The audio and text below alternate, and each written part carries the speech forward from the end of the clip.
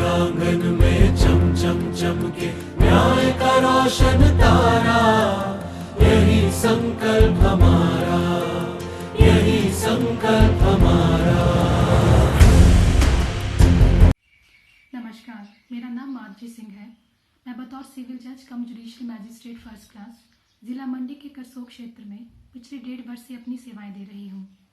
आज जिस अधिनियम के बारे में मैं आप सबसे चर्चा करने जा रही हूं, उसे वर्ष 2005 में भारत सरकार द्वारा महिलाओं को घरेलू हिंसा से संरक्षण प्रदान करने हेतु पारित किया था और इसका नाम protection of women from domestic violence act है। यदि कोई महिला किसी पुरुष के साथ किसी घरेलू संबंध में रह रही है, ये संबंध चाहे पत्नी का हो, माता का हो, बेटी का हो या अन्य कोई संबंध हो, और ऐसे संबंध में यदि किसी महिला के साथ घरेलू हिंसा की जा रही है तो ये अधिनियम उस महिला के संरक्षण के लिए आता है। इस अधिनियम का सेक्शन 3 घरेलू हिंसा शब्द को परिभाषित करता है। इसके हिसाब से घरेलू हिंसा या तो शारीरिक होगी या मानसिक या आर्थिक हो सकती है। शारीरिक हिंसा में मारपीट करना, शरीर को क्षति पहुंचाना, पीड़ा पहुंचाना, चोट पहुंचाना इत्यादि आएगा।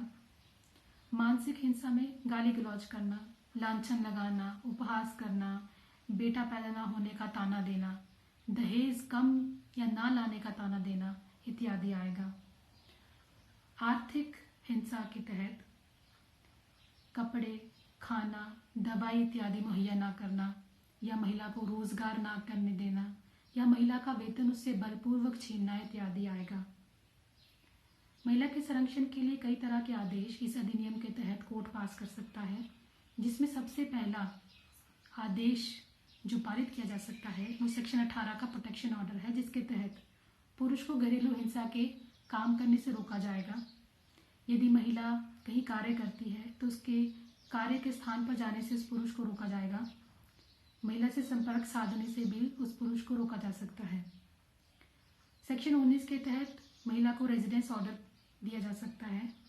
यदि महिला को बलपूर्वक घर से निकाला गया है तो या तो उस घर में वापस एक कमरे में उसे रखने का आदेश दिया जा सकता है, या यदि उस घर में रहने की स्थिति नहीं है तो किराए का कमरा दिलाने का ऑर्डर भी पास किया जा सकता है। उसी तरह से घरेलू हिंसा से पीड़ित महिला और उसके बच्चों के खर्चे के लिए भी ऑर्डर पास किया जा सकता है। यदि घरेलू हिंसा के कार्य की वजह से किसी महिला को उसकी आमदनी में कोई क्षति पहुंची है तो उस क्षति की पूर्ति के लिए भी कंपनसेशन ऑर्डर पास किया जा सकता है।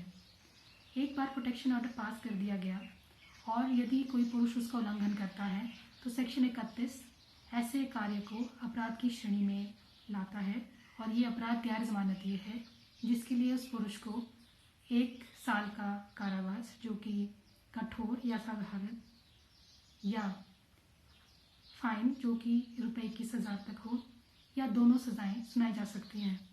आशा करती हूँ कि ये जानकारी आप सबके लिए लाभकारी हो। धन्यवाद।